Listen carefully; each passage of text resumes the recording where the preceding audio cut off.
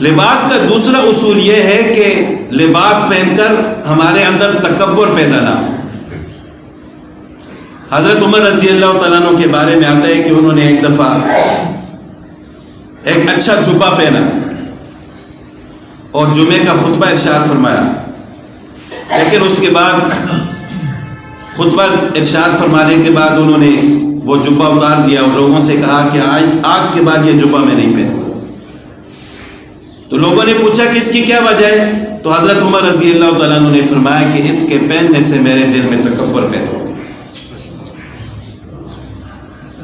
تو لباس انسان بے شک اچھا لباس پہنے، اپنے جسم کو محفوظ کرنے کے لیے، اپنے جسم کو سکون پہنچانے کے لیے، لیکن لباس پہن کر دوسروں کو حقیر نہ سمجھے۔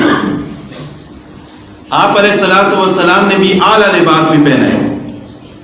آپ صلی اللہ علیہ وسلم کی زندگی میں سادگی زیادہ تھی، لیکن آپ صلی اللہ علیہ وسلم نے ایسا اعلیٰ لباس بھی پہنا ہے کہ جس کا ہم سوچ بھی نہیں سکتے۔ ایک دفعہ آپ صلی اللہ علیہ وسلم نے 27 اونٹنیوں کے بدلے میں ایک جبہ خریدا تھا۔ 27 اونٹنیوں کی قیمت کتنی زیادہ ہوگی؟ تو اگر انسان کی استطاعت ہے تو وہ اچھا لباس پہن سکتا ہے، لیکن استطاعت نہیں ہے تو جتنا میسر ہے اتنا پہن لیں۔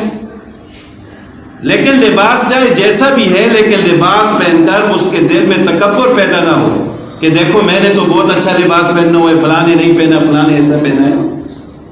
تو جس کو اللہ تعالیٰ نے جتنی استطاعت دی ہے وہ اس کے مطابق پہن رہا ہے، تو کسی کو حقیر نہیں سمجھنا چاہیے۔